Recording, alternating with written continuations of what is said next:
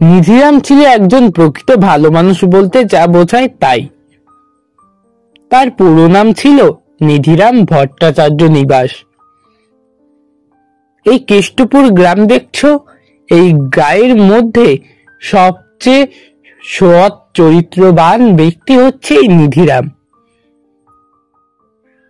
এমনিতেই আমরা এখন যতটা না সভ্যতার দিকে এগিয়ে যাচ্ছি, ততটাই মানুষের মন থেকে এই সমস্ত বিষয় যেমন ধর্মপরায়ণতা, সৎ চরিত্রবান আরো নৈতিক গুণ সমূহ কেমন জানি ধীরে ধীরে বিলুপ্ত হয়ে যাচ্ছে। কিন্তু স্বয়ং ঈশ্বর কোনো না কোনো কারণে এইসব গুণের ভাগ নিধিরামের শরীরে একটু বেশি দিয়েছিলেন। লোকজনের দুঃখ কষ্ট নিধিরাম চোখে দেখতে পারত না। তাদের গ্রামটি খুব একটা বিশাল না হলেও মাঝারি ধরনের গ্রাম ছিল। মধ্য কথা, গ্রামের সবাই কোনো না কোনো উপায়ে তাদের দুবেলার পেটের অন্ন ঠিকই জোগাড় করে নিত। গ্রামে একটি মাত্র জমিদার ছিল, কেশব নারায়ণ। তিনি লোক মন্দ ছিলেন না, দান ধ্যান বহু মানুষের উপকার করেছেন তিনি। তবে এই 5 বছর হচ্ছে তিনি মারা গিয়েছেন। বয়স অনেক হয়েছিল, শরীর আর ধরেনি। অগত্যা জমিদারের ছেলে এখন জমিদার মশাই হয়েছেন, সমস্ত জমিদারির মালিক হয়ে বসেছেন সে। বাবার মতো দান ধ্যান সে না করলেও সে যে মন্দ লোক এমন বদনাম তার নামে রটেনি। জমিদারের নিচে রয়েছে গ্রামের মোড়ল বিষ্ণুপদ। বিষ্ণুপদ কিছুটা দুমুখ সাপের মতো। কোনো লোক তার কাছে কোনো সাহায্যের জন্য গেলে সে তাকে কখনোই ফিরিয়ে দেয় না, আবার সেই সাহায্য চাইতে আসা লোকটিও শেষ পর্যন্ত আশ্বাস ছাড়া আর কিছুই পায় না। কিংবা এরকম বললে তোমাদের বুঝতে অনেকটা সুবিধা হবে। প্রজাদের দুঃখ কষ্ট শুনে প্রজাদের উদ্দেশ্যে সে বলে, না না না না না, জমিদার মশাই কিন্তু এইটা ঠিক করেনি। তোমরা তো ঠিকই কথা বলছো।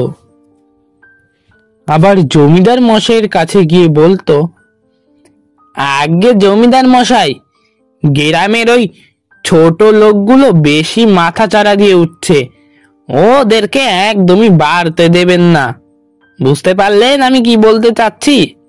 ওই ভিখিরিদের যতই মাথায় তুলবেন, ওরা মাথায় উঠে নৃত্য করবে।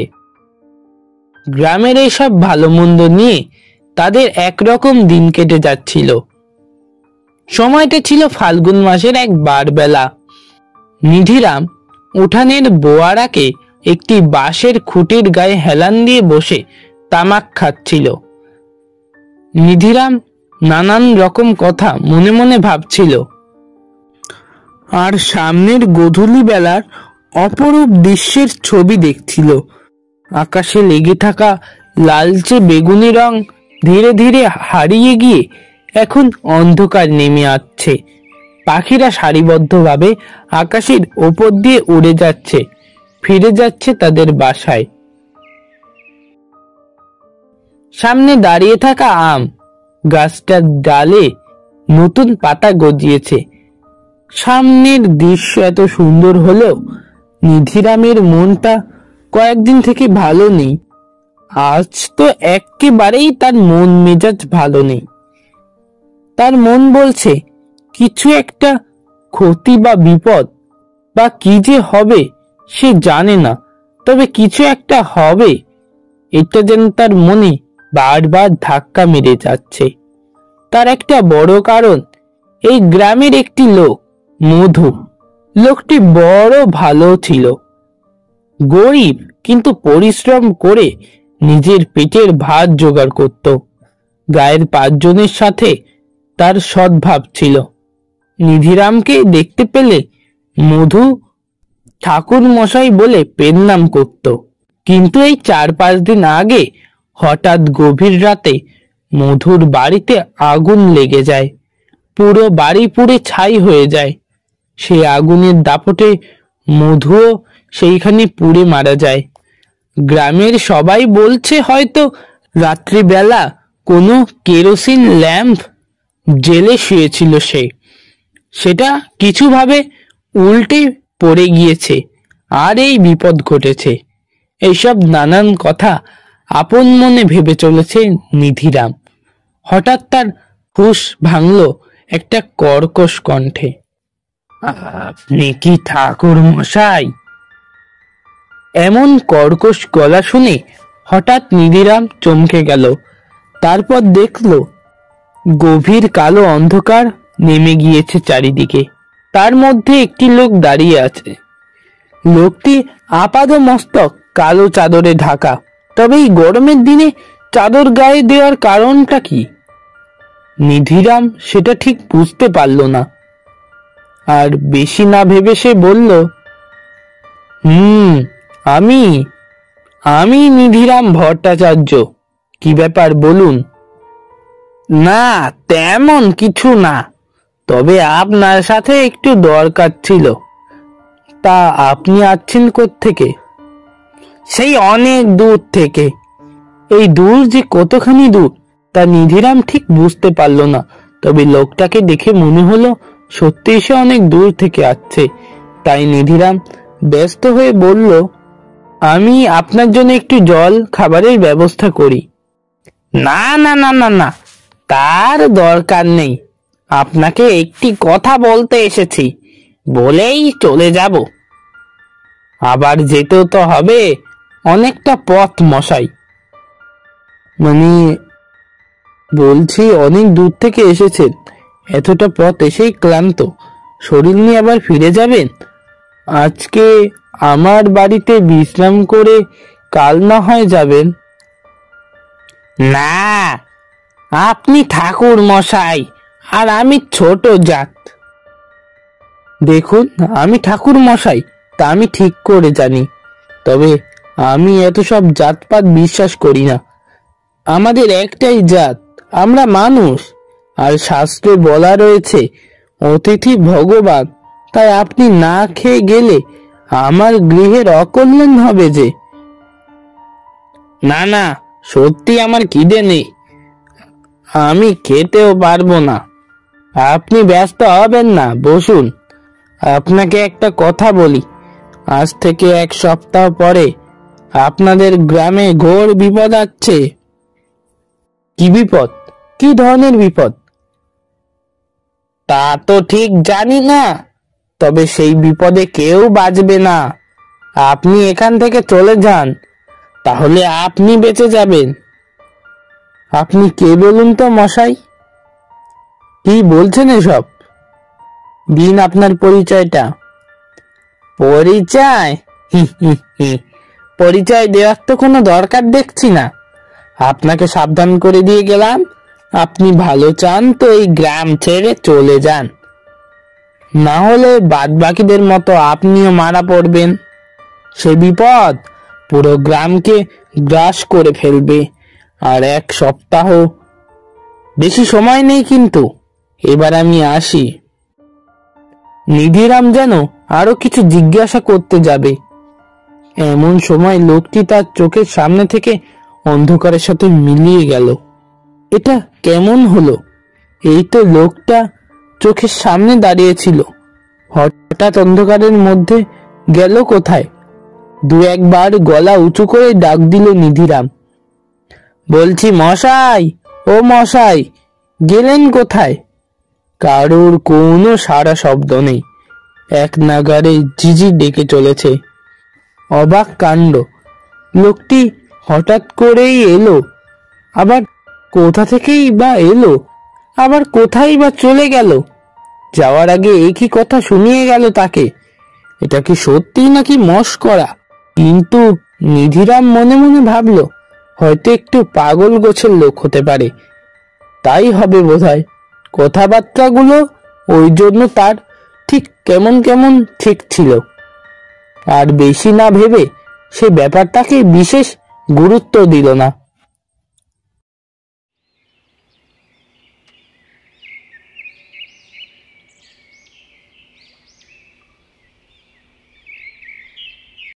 সপ্তাহ খানেক পর যখন এ ব্যাপারটা নিধিরাম প্রায় ভুলেই গিয়েছে, তখন একদিন গায়ের বরতলায় গিয়ে খবর পেল বিশুর খুব জ্বর হয়েছে। আজ দুদিনেও নাকি তার জ্বর একের জন্য কমেনি। ডাক্তার, কবিরাজ কেউ কিছু করতে পারল না। ডাক্তার যাওয়ার সময় বলে গেল হয়তো আর বাঁচানো যাবে না। সত্যি তার পরদিন বিশু মারা গেল। এরপর দিন গ্রামের আরেকজন এইভাবেই মারা গেল। তখন নিধিরাম ভাবল, তবে কি ওই লোকটা যে কথাগুলো বলে গেল তা কি সত্যি?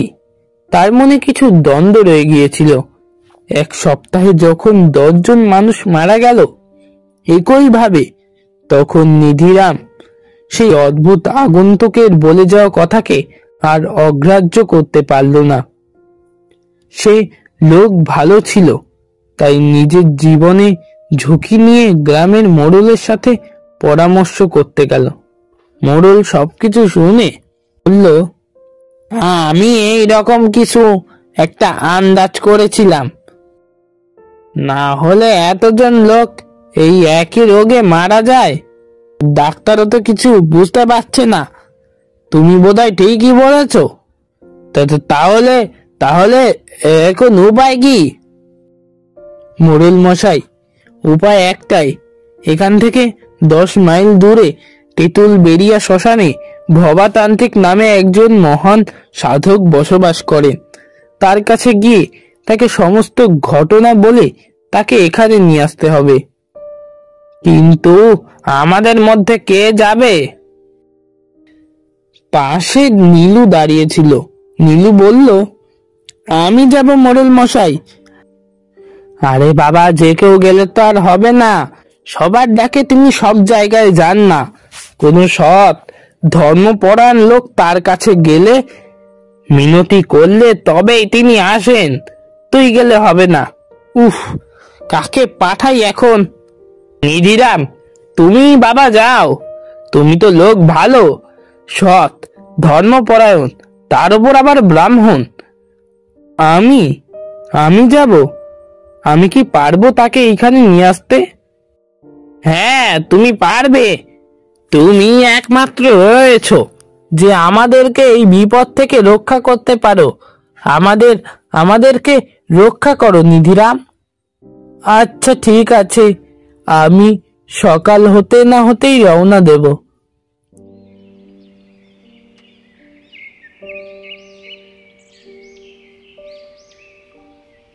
এরপর নিধিরাম পরের দিন সকালে গরুর গাড়িতে করে রওনা হলো তেঁতুল বেরিয়া শ্মশানের উদ্দেশ্যে। সারাদিন পথ চলে সন্ধ্যা গড়িয়ে যখন রাত গভীর হতে শুরু করলো, মাইল খানিকের মধ্যে কোনো গ্রামের দেখা মেলেনি। চারিদিকে শুধু বন আর ধুধু মাঠ। যখন শিয়ালের ঐকতান কান সওয়া হয়ে এসেছে, তখন নিধিরাম তেঁতুল বেরিয়া শ্মশানে পৌঁছালো। শ্মশানটি বড় ভয়ঙ্কর।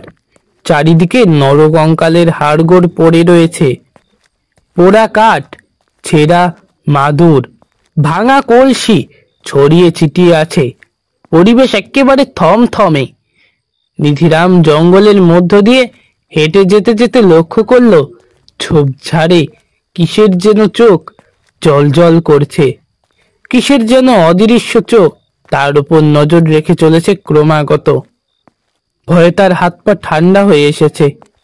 ইষ্ট নাম জপ করতে করতে একসময় জঙ্গলের একটি জায়গায় এসে দাঁড়ালো নিধিরাম। দেখলো একটা বড় ঝাঁকড়া গাছের তলায় ভবাতান্ত্রিক বসে আছে। তার সামনে হোমকুণ্ডে আগুন জ্বলছে।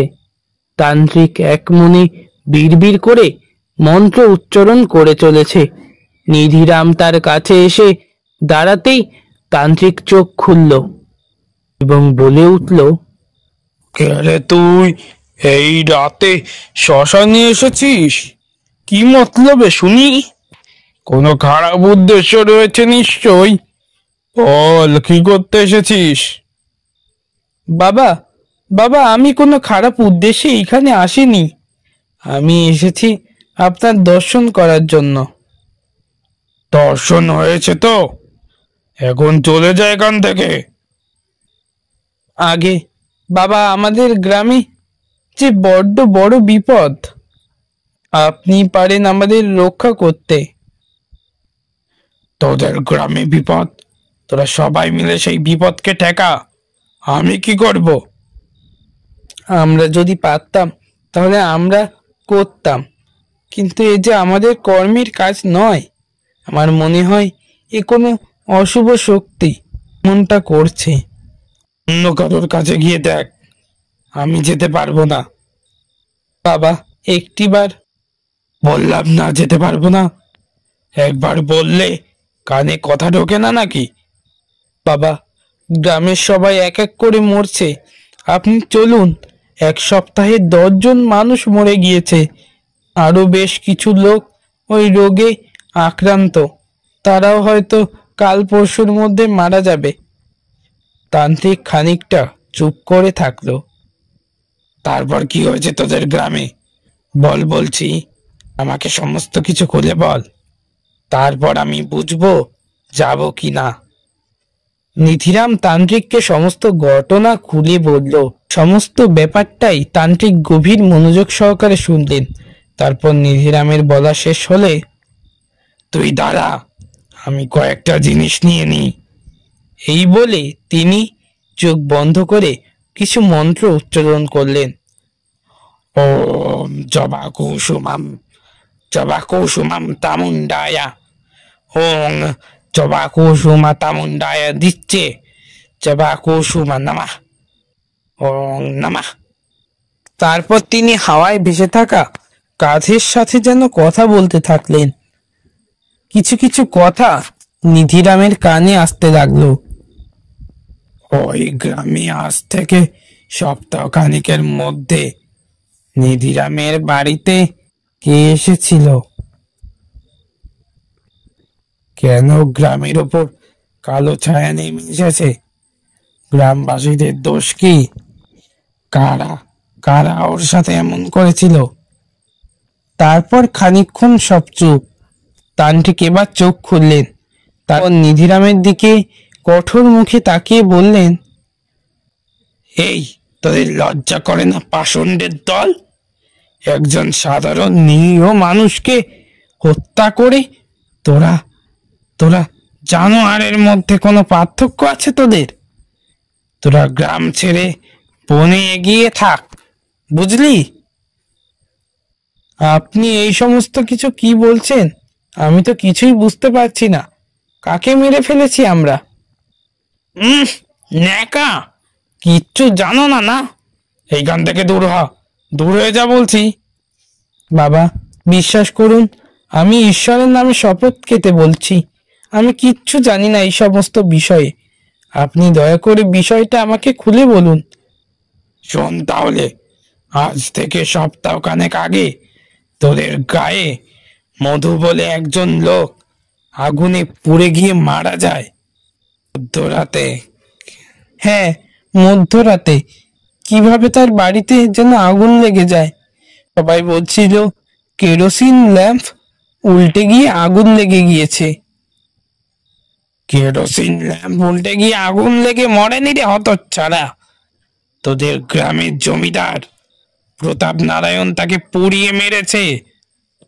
জমিদার মশাই? জমিদার মশাই তাকে মারবে কেন? সবই সম্ভব। সমাজে বাস করা তোদের মতো নিকৃষ্ট মানুষ আর এই পৃথিবীতে নেই। তোরা হলি বনের পশু, পশু রে। কিন্তু জমিদার তাকে পুড়িয়ে মারলো কেন? জমিদারের বাবা গরিব মধুকে কিছুটা জমি দান করেছিল ঘর বেঁধে থাকার জন্য। আর ওই জমিদারের ছেলে পাষণ্ড প্রতাপ নারায়ণ ওই জমিতে একটা গোশালা খুলবে বলে ঠিক করেছিল। তাই মধুকে বলেছিল জমি ছেড়ে চলে যেতে, কিন্তু মধু যেতে রাজি হয়নি। গ্রামের বড় বড় মাথার কাছে গিয়ে ভিক্ষা করেছিল সাহায্যের জন্য। তাকে সাহায্য করা মানেই তো জমিদারের বিরুদ্ধে যাওয়া, তাই না? তাই অগত্যা কেউই রাজি হয়নি। তাই জমিদার গভীর রাতে গিয়ে তার ঘরের দরজায় তালা বন্ধ করে দেয় আর বাড়িতে আগুন লাগিয়ে দেয়, জ্যান্ত জ্বালিয়ে ফেলে একটা মানুষকে। তাই তোদের সাথে যেটা হচ্ছে সেটা একেবারে ঠিকই হচ্ছে। তোদের সাথে এইরকমটাই হওয়া উচিত। আমি যাব না তোর সাথে। তুই ফিরে যা। তুই ভালো লোক বলেই তোর কাছে ও এসেছিল, এসে তোকে সাবধান করে গিয়েছে। ফিরে যা। আমি যাব না। দূর হয়ে যা আমার চোখের সামনে থেকে, নরকের কীট। বাবা, আমরা পাপী নই, আমরা নরকের কীট। কিন্তু ছোট্ট বাচ্চা ওই শিশুগুলো, তারা তো কোনো দোষ করেনি। বাবা, 10 জনের মধ্যে যে 3টে শিশুও মারা গিয়েছে। বাবা, আপনি কিছু একটা করুন। আপনি ওই শিশুগুলোর মুখের দিকে তাকিয়েও যাবেন না বাবা। ওই বাচ্চাগুলো কি এইভাবেই মরবে? তান্ত্রিকের চোখের দৃষ্টি একটু নরম হলো। খানিকক্ষণ চুপ করে থেকে তিনি বললেন, ঠিক আছে, আমি ওই বাচ্চাগুলোর কথা ভেবে যাব তোর সঙ্গে, কিন্তু আমি শুধু চেষ্টা করতে পারি মাত্র, পুরোপুরি কথা দিতে পারবো না সেই বিপদ থেকে তোদের রক্ষা করতে পারবো। আপনি চলুন বাবা, সেটাই আমাদের অনেক বাচ্চাগুলোর প্রাণ রক্ষা করতে পারবে। চলুন, গরুর গাড়ি এনেছি, বাইরে দাঁড়িয়ে আছে। তুই গিয়ে অপেক্ষা কর, আমি যাচ্ছি। তারপর সারা রাত গরুর গাড়ি চড়ে বেলা গড়িয়ে যখন দুপুর হতে শুরু করেছে, তখন তারা কেষ্টপুর গায়ে এসে পৌঁছালো।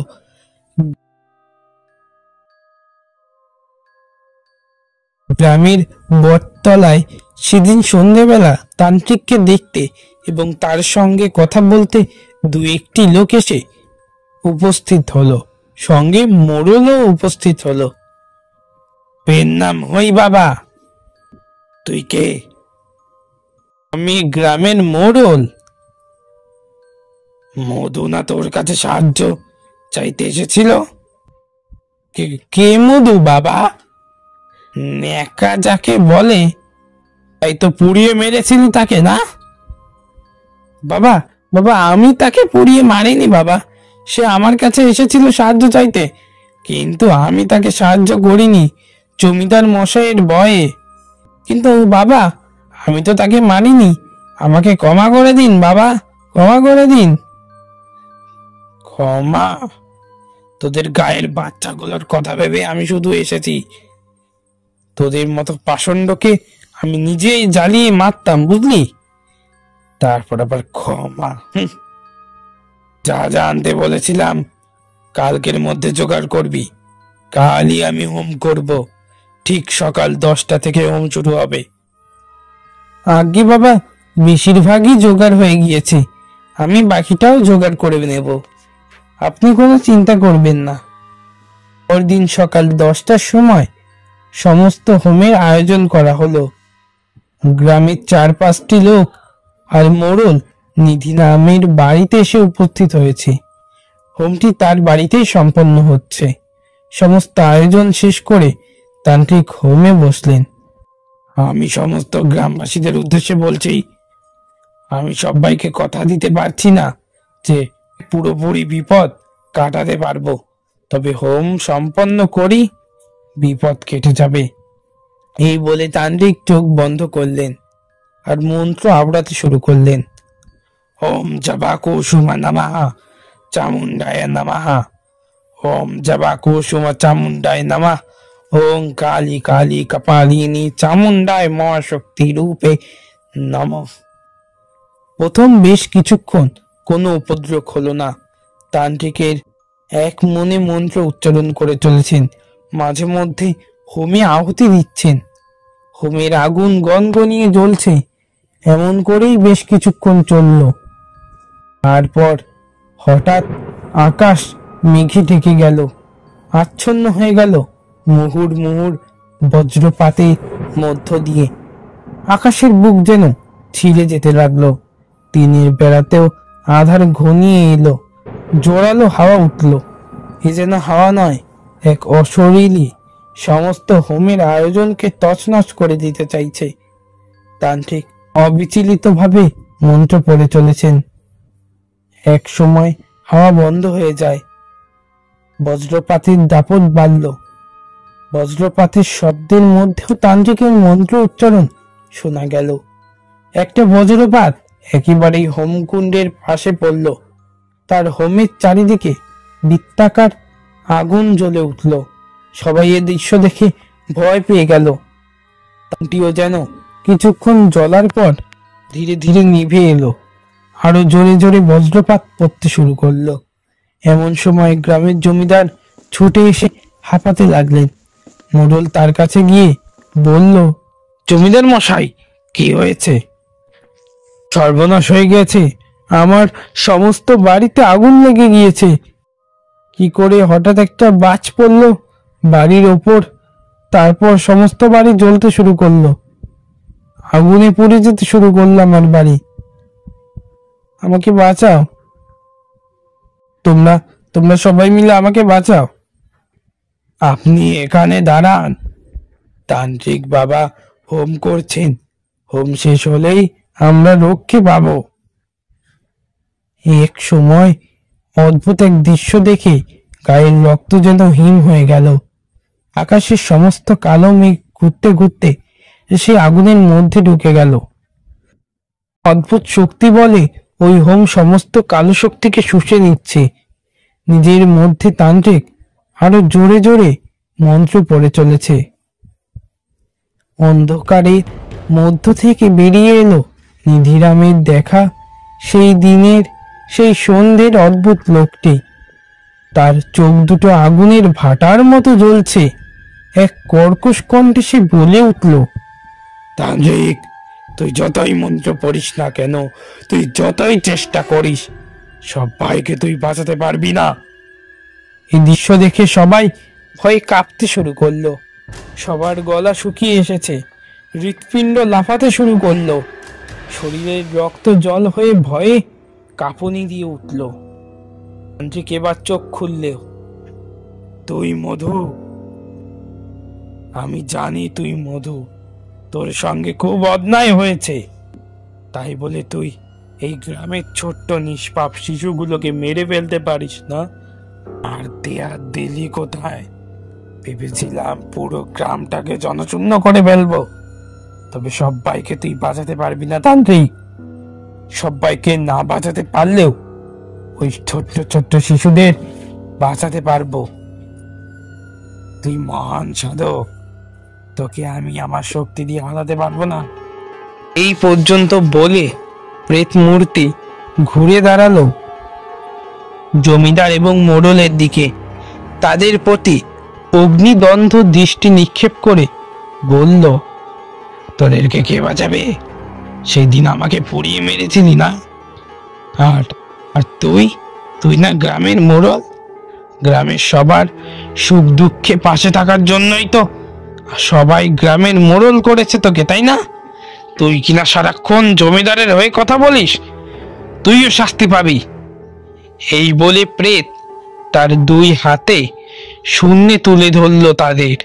তৎক্ষণাৎ তার দুই হাতে আগুন জ্বলে উঠল এবং সাথে সাথে মোড়ল আর জমিদারের গায়ে আগুন জ্বলে উঠল। দেখে মনে হলো ঠিক যেন দুটো কেরোসিন মাখানো মশাল আগুনের ছোঁয়া পেয়েই থপথপ করে জ্বলতে শুরু করলো। তারা গায়ে আগুন মেখে যন্ত্রণায় এদিক ওদিক ছুটতে লাগলো এবং চিৎকার করতে লাগলো, মরে গেলাম, মরে গেলাম, মরে গেলাম, জ্বলে গেল, পুড়ে গেল, জ্বলে গেল। দেখ দেখ দেখ দেখ, জ্যান্ত মানুষ মরলে কেমন আরাম। এই বলে বাকি কালো ধোঁয়ার সাথে সেই অসর মিলিয়ে গিয়ে হোমের আগুনের মধ্যে অদৃশ্য হয়ে গেল।